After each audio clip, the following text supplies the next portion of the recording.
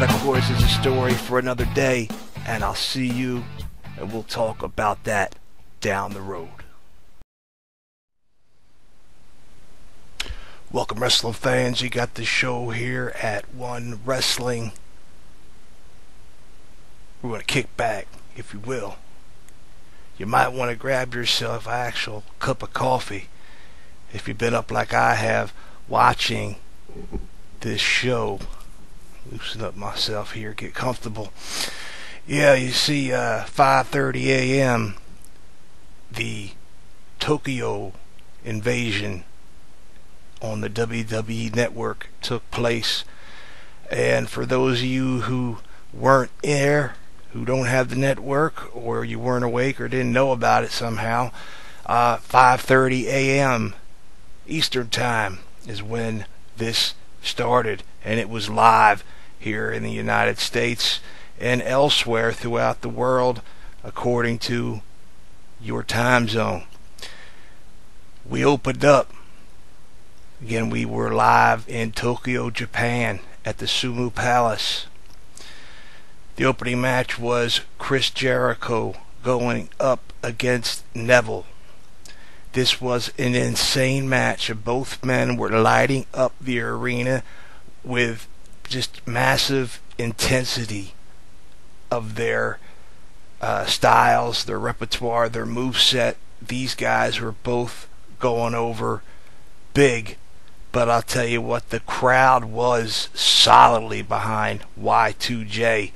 The announcers had both talked about how Jericho had come up and which factions he came through in Japan on his way across his career span, and mentioned that Neville had come up through the smaller promotion of Dragon Gate, which possibly was why this crowd was not as intensely behind him and were so intense for Y2J.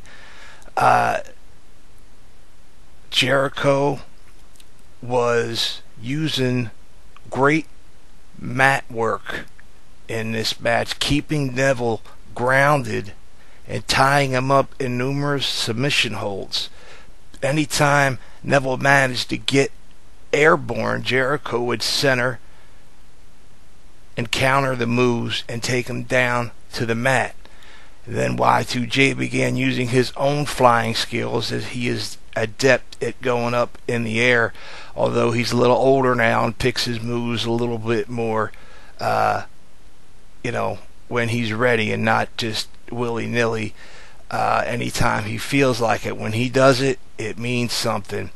And these two guys again were working together like they had been wrestling each other for years. It was amazing to see both men selling each other, and it was just an outstanding beginning to this wrestling card. Again, Jericho began using his own flying skills, stunning Neville. Y2J dug out all of his moves, completely dominating this match at this point. Y2J then attempted a superplex from the top rope, and Neville countered it and belly flopped Jericho to the mat. Neville then went up for the red arrow, and Jericho moved and put Neville in the walls of Jericho. It was a crazy catch, and him putting in this hold just came out of nowhere. It was just mind-blowing. Neville fought his way to the ropes and got the break. Y2J then got knocked over the top rope by Neville to the floor, and Neville ran and flew over the top rope, crash and burn, taking out Chris Jericho, who was at this point out of gas, or so it seemed.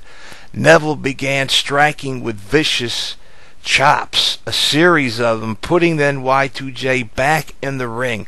Both men went at it with everything they had, and Y2J hit a lion salt out of nowhere, but Neville managed to kick out of it at the count of 2. The crowd now was all 110% Jericho. Y2J chants literally appeared to be shaking the building. Neville came off of the top turnbuckle, and Jericho met him with a code breaker in the middle of the air, and Neville kicked out again. Then Neville hit Jericho with 2 super kicks, putting Y2J out cold. Neville then leaped up to the top turnbuckle, and Y2J caught him, put him in a devastating lion tamer, and Neville had no choice but to tap out. And your winner was Y2J, Chris Jericho. This was an outstanding opener to this match and had me salivating at the thought of what the main events were going to be on this card.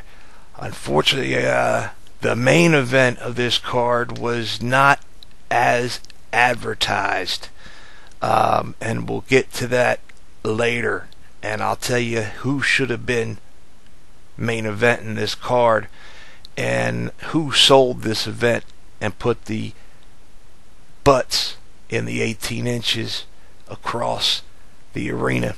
But I digress. We had then a triple threat Divas title match. We had Nikki Bella defending and having herself on the road to 300. She is, I didn't catch the number, but I believe she's around 230 days trying to get to that 300 level to be the longest reigning Divas champion of all time. They appear to be booking her that way, that it's going to happen. I don't know. What I was hoping to see, as I had no idea who the 3 women were that were going to be in this match, and it wouldn't have mattered anyway, because being where they were, storyline wise, they could have changed it any way they liked. And I heard Paige announced. I'm like, alright, this is going to be a good one. This is a possibility of beating Brie.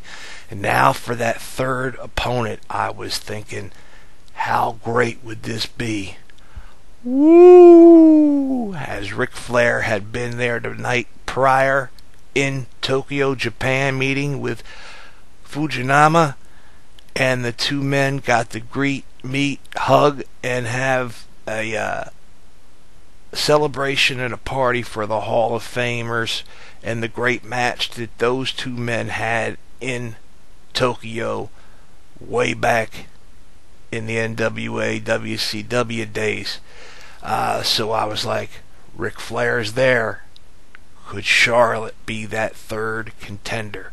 Would Charlotte Flair's music hit? Would she come off of the NXT roster and come to the main brand and go up against and defeat Nikki Bella for the title? That would have been out of this world, and it didn't happen. Nope, didn't happen. What we had, though, was Tamina Snuka, which was a good choice in this match, because Tamina is one tough lady in and out of that ring. She's Jimmy Snuka's daughter, and I'll tell you what, I think she's tougher than her brothers, and she is definitely her daddy's girl, and they really need to book her even stronger and have her come in and dominate like a Beth Phoenix had, and just destroying these smaller girls and ladies on the roster. And there's no reason why she shouldn't be holding the belt. But the way they booked the Divas, I mean, we should have had Jim the Anvil Neidhart's daughter, Natty, should have been a Divas champion for a long time. Yet, hasn't happened. But the women's division is changing in this company through the outstanding booking going on down in NXT. Has changed the direction. Stephanie McMahon is strongly behind the women's division, and this match will show, even if it was not a phenomenal match, they were at least giving them longer than like a 3 or 4 minute run on a pay-per-view. They're giving them time, letting them show the moves they got. It's just a question of, it's been so long, they need to be retrained, if you will. I think they should have these girls going down to developmental and having Miss Amato put them through the ringer and run them and get them up to par with these rookie gals down there in NXT. Sarah would definitely get the job done when it came to getting the fire lit under these girls.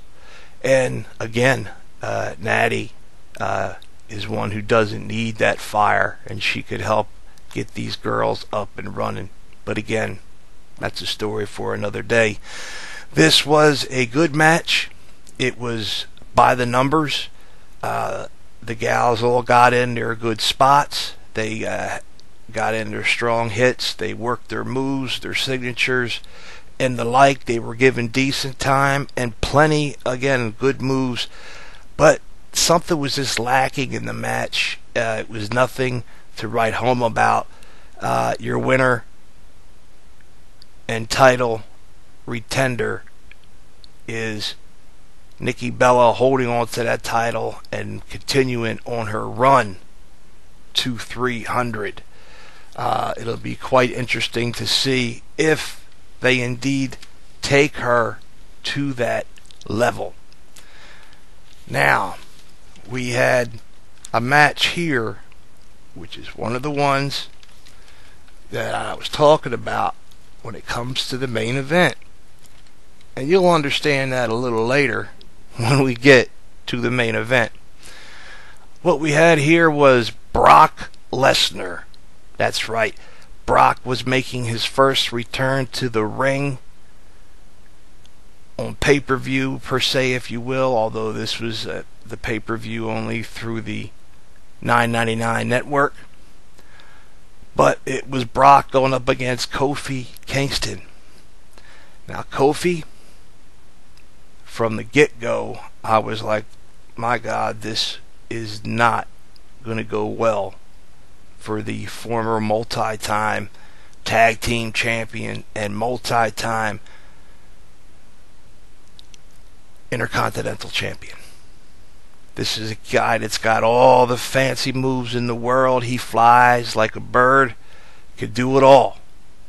But we're talking about the beast. We're talking about Brock Lesnar. Kofi hit him with a series of strikes and kicks and punches, hitting Brock with everything he had. And a couple shots took Brock down to a knee. And then Brock would just sort of move out of the way sometimes, and Kofi would miss him. And then Kofi would hit him. And he'd hit him again. And he'd hit him again. And it was like a fly attacking a rhino. And it just wasn't working out. And it was almost a case of like a cat playing with a mouse. And Brock Lesnar then decided that it was time to take and welcome Kofi to Suplex City.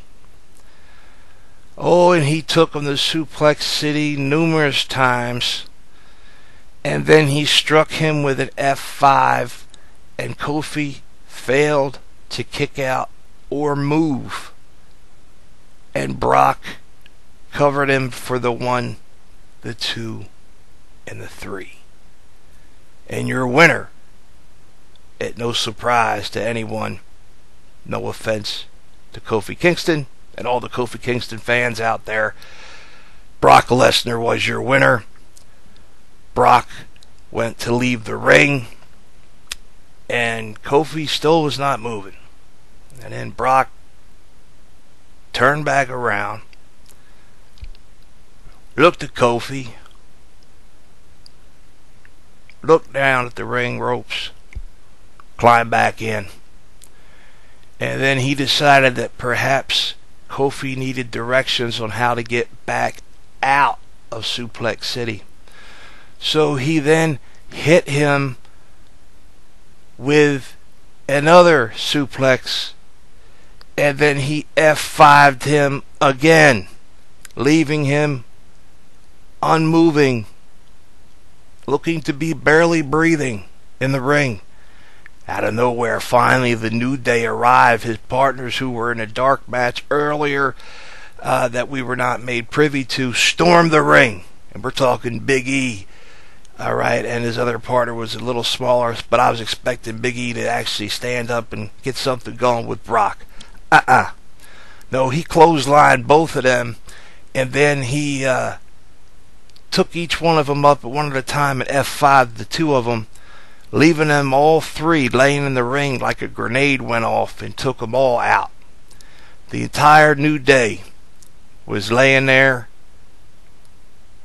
like a bunch of fish on the beach. Nobody moving. End of story. Brock at that point left the ring as he felt he had done enough damage for the night. Alright, now we had up next. Now that was a big pushed selling point for this show, was Brock Lesnar's return. You had the note out, you saw that on all the posters. They talked about it all the time. The next match was also talked about all the time and pushed as the main event. That being the NXT title being defended by Kevin Owens, the undefeated prior to this past week, where Finn Balor had beat him in a tag match with Samoa Joe at the NXT, which I talked about in my NXT review. But regardless, he still was champion. Got that belt a month to the day of arriving from the Ring of Honor and the Indie divisions to NXT. His arrival there 1 month later to the day. Boom. NXT champion, taking out Sami Zayn, wreaking all kinds of damage, taking and beating John Cena in the middle of the ring numerous times, throwing him up, dropping him down, that power bomb. Done.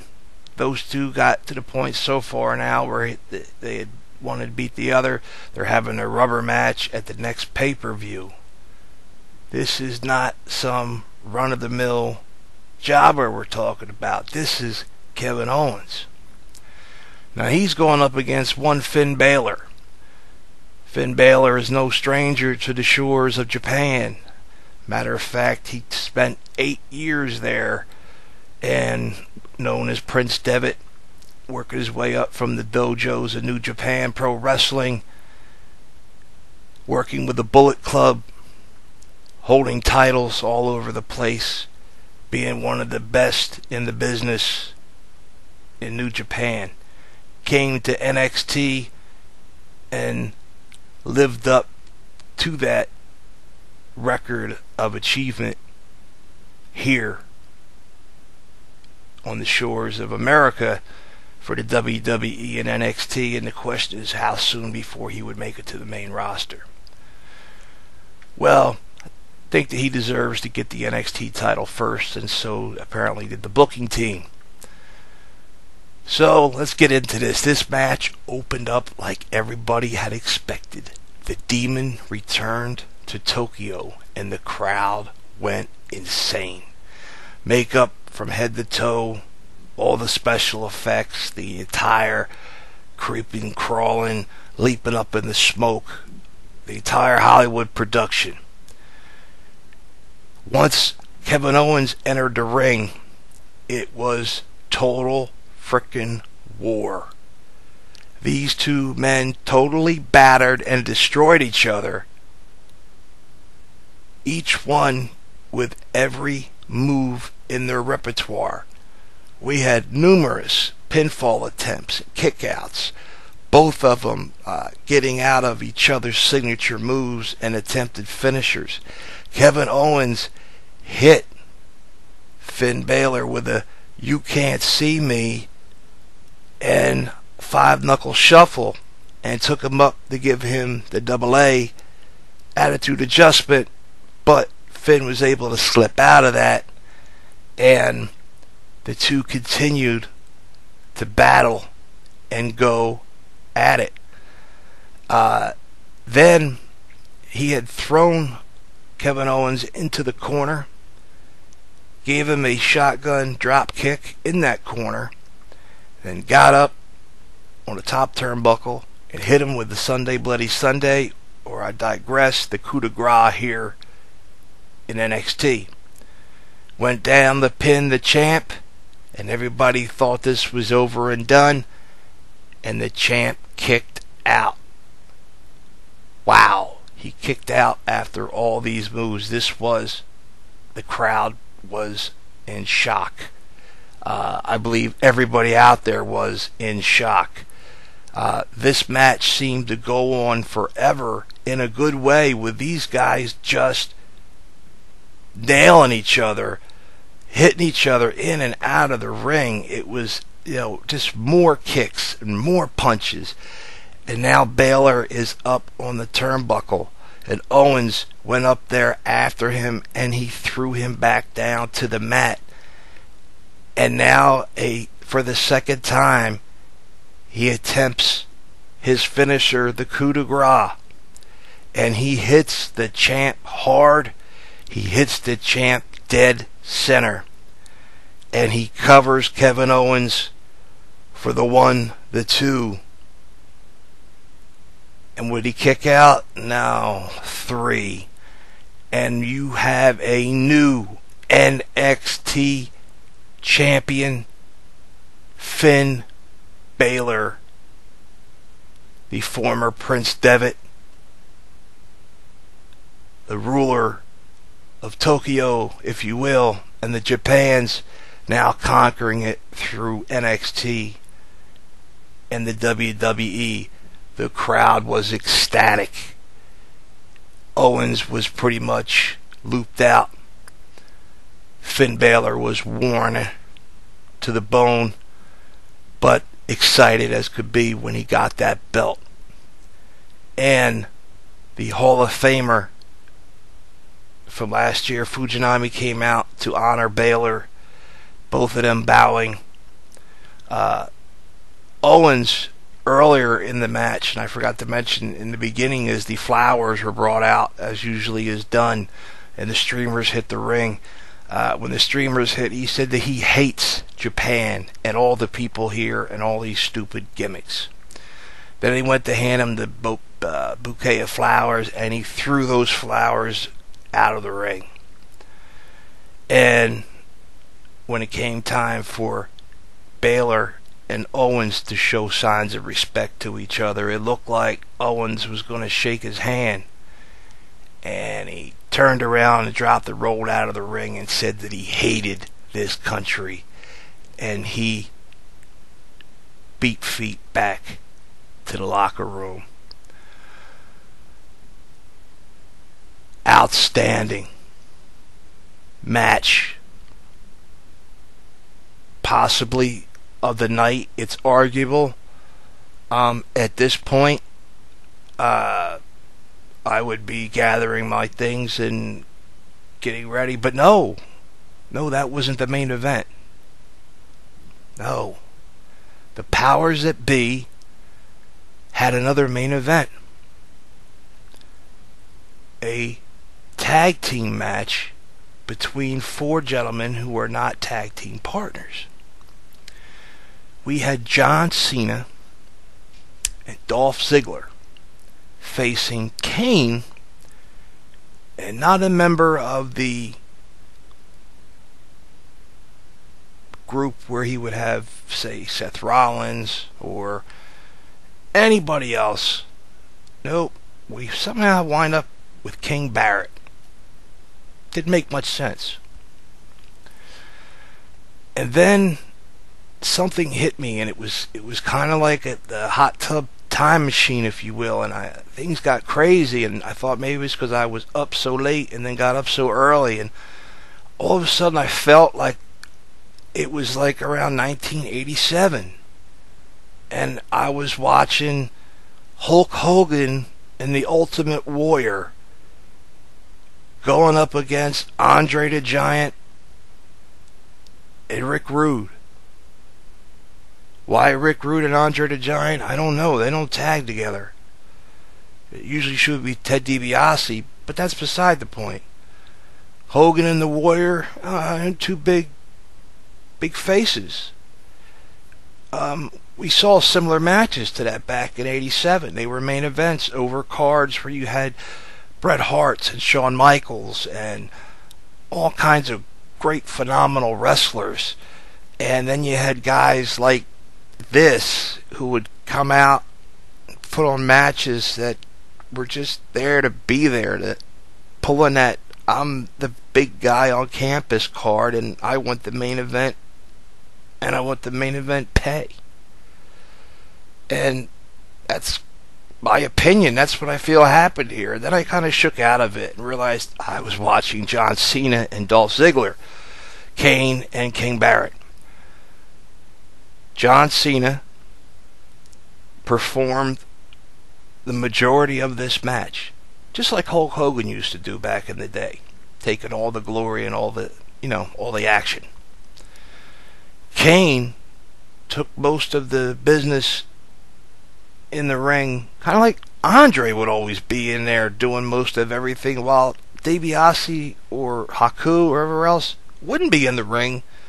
They would hold him off for like a long time, and they were doing the same thing with Barrett and with Ziggler. Now, don't get me wrong. I think Dolph Ziggler versus King Barrett, those two guys could have stole this match and turned this chicken crap into chicken salad. But we didn't get a chance for that to happen. Nope, not at all. Cena could have been performing moves that we know he can do. He has more than the 5 moves of doom. He could wrestle his tail off. And they were in Japan, and he had an opportunity to show off. Hulk Hogan showed off when he was in Japan, doing moves that they said he couldn't do and things that he couldn't do, and he wowed those who got the chance, like I did, to find those on videotapes back in the day. Ask your parents what a videotape is. And Kane, as much as, Kane's up there in years, Kane can still put on a pretty dominant show. He just didn't do it here that much. And Ziggler always was trying to tag in, and he couldn't get in, and then he would get in, and he'd get his clock cleaned, and he'd be tagging back out already, and Barrett wouldn't be in for long, and then he'd get tagged back out. This match was terrible, in my opinion. In my opinion, this was the worst match on the card, period. I think it's one of the worst matches that the WWE has put on a main event style pay-per-view, if you will, in years, because the booking of it made 0 sense. Nobody jived right in the match. When one guy would zig, the other guy would zag, and just nothing was flowing right. So in my opinion, this card was being pushed by and sold by 2 matches, that being Finn Balor and Kevin Owens for the NXT title on NXT programming. The posters for that showed those 2 guys. The majority of posters that I saw on the WWE was the return of Brock Lesnar. That's all they talked about on Raw and SmackDown, was Brock Lesnar returning to Japan. Nobody was talking about John Cena and Dolph Ziggler and Kane and King Barrett being in a match, especially the main event, of this card. These guys deserve to be, let's see, the Jericho match was arguably the best match of the night. I tilt my hat to that, to the NXT title win by Finn Balor. I think it edged them out just that much. And a lot of that had to do because it was a title match. And a lot of build-up had went for that. But the other two guys had no build-up, and to my understanding have never wrestled together. Yet those two took off together like Ric Flair and Ricky Steamboat, as if they had wrestled 100 times. That just goes to show you how great of a wrestler, the best in the world at what he does, Chris Jericho is, and how the man who gravity forgot,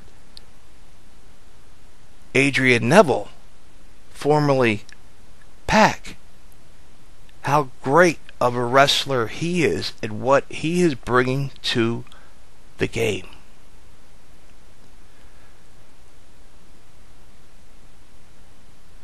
The female title match for the Divas blew this main event tag team out of the water.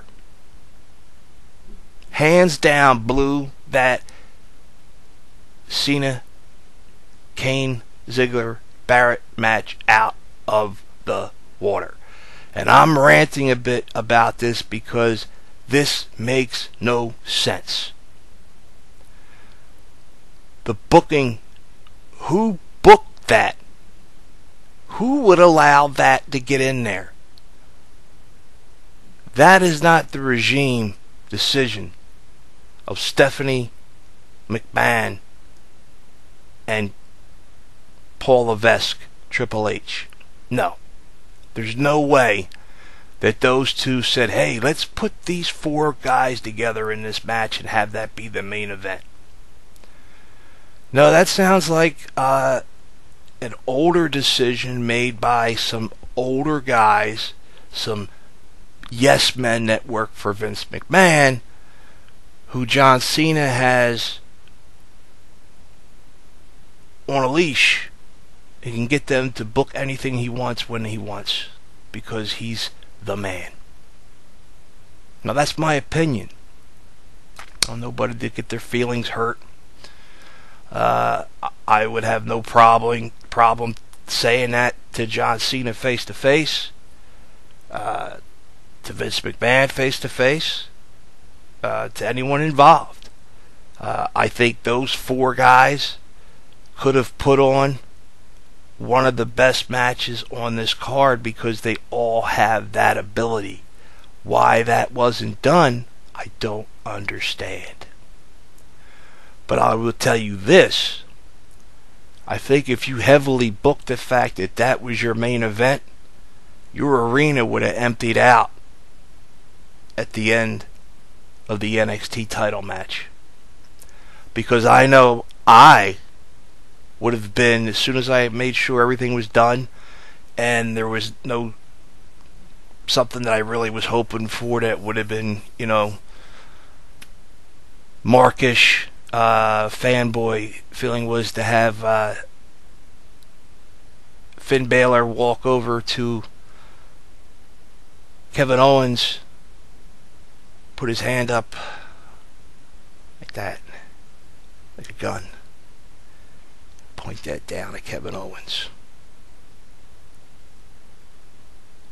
and then Kevin Owens would get up, and then out of nowhere Carl, a machine gun, would hit him with the Ace Crusher, boom, taking him down to the mat.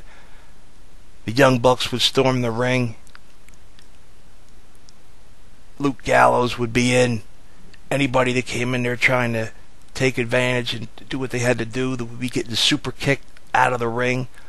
Gallows would have been choke slamming everybody, and Gallows would have been ace crushing guys all over the place. It would have been pandemonium. Yes, that was the Bullet Club, but they keep talking about this Balor Club, and they have shirts made up that look similar. Is there a possibility? I mean, this is what was going in my mind. Like, how great would that be if they secretly worked out something for the Bullet Club to be here for tonight. But they didn't go that way. And Finn Balor stayed a face, and he'll remain a face, I'm sure, for a long time.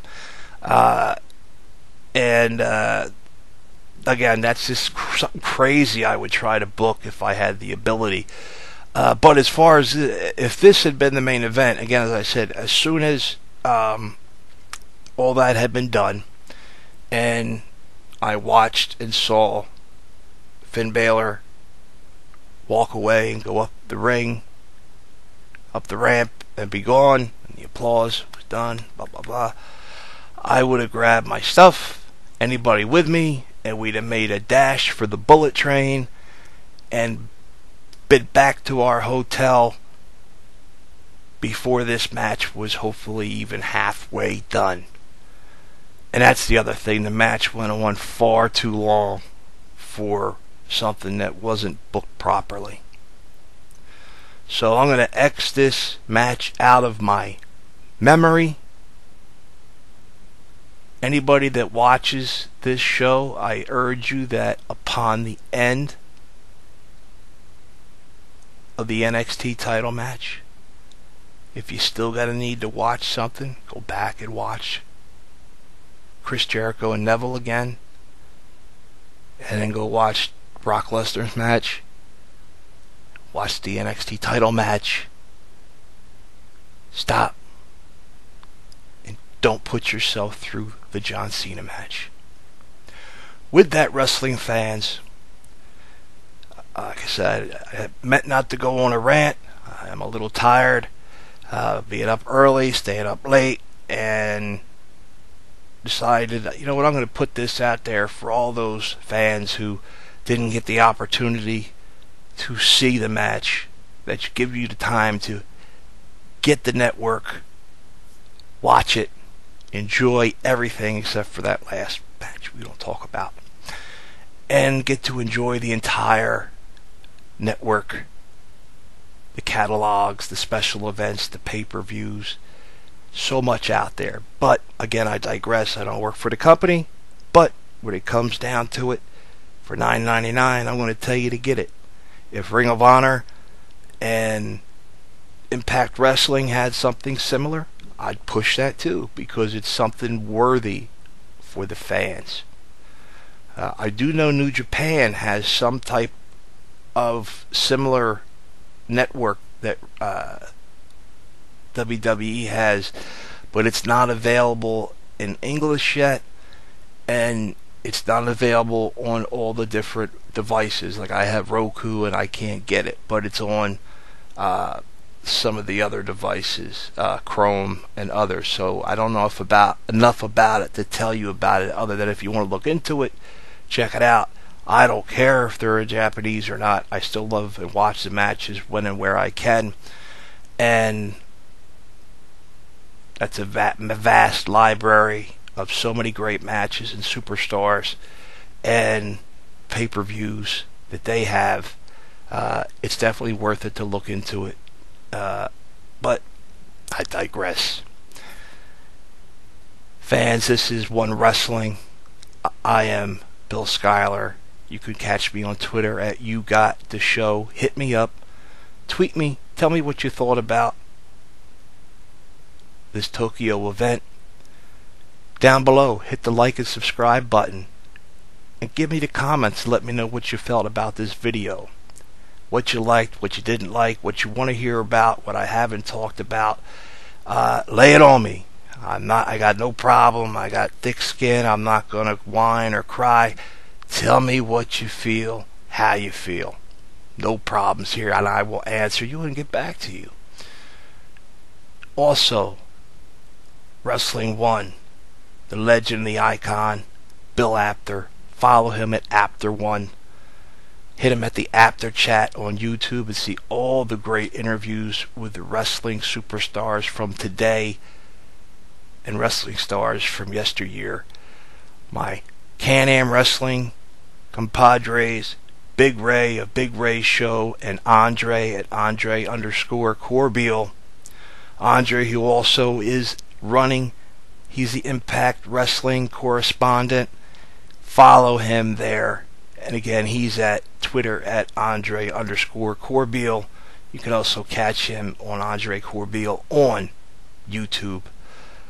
Big Ray handles most of the WWE pay-per-views and big events, and he's Big Ray. And Big Ray does what Big Ray does. And my tag team partner, Billy Ray Valentine. Follow him at Billy Ray Hustle on Twitter. He and I do the Hustle and Show Goes Old School. We are getting ready to kick that off this week. We were waiting for a special guest that was going to be our inaugural jump back into things, and we've been unable to lock down a date with this individual. So we are just going to go on and do the show the way we do the show. So expect to hear that sometime between now and next Sunday. Billy Ray also has a outlaw podcast that's not affiliated here at One Wrestling called the PW Hustle. Check that out with the Professor and with A-Track Brown and Billy Ray. And I myself have a little podcast on Spreaker. PW Hustle you can catch on Podbean and iTunes. Mine you catch at right now only on Spreaker. It is the Burning Spear podcast, formerly known as Inside the Square Circle. Due to the fact that someone else had a similar name to it, I decided to change it and picked one of my favorite finisher moves that's used big time in Japan, but not so much here in North America, and I don't know why. But the Burning Spear podcast, where I talk about anything and everything I want to with no parameters. So, I might decide to slip up and say a bad word if it comes out that way. But I'll be able to talk about different promotions and different things and what I want to talk about and not worry about upsetting anyone. And it's a possibility that we could even discuss other objects besides wrestling. It's whatever I want to talk about. It's my show. And if I'm the only one listening to it, that's fine with me. I got a few guys that are listening so far. I ask you just to check it out. It's up there on my Twitter page in case you forget. And as we go on, I'm going to run down the bell to bell from this past Wednesday night for Impact and talk about what I think is going on in the wrestling world with Ring of Honor, Global Force, Impact, Destination America, all that good stuff. And other than that, I will see you down the road.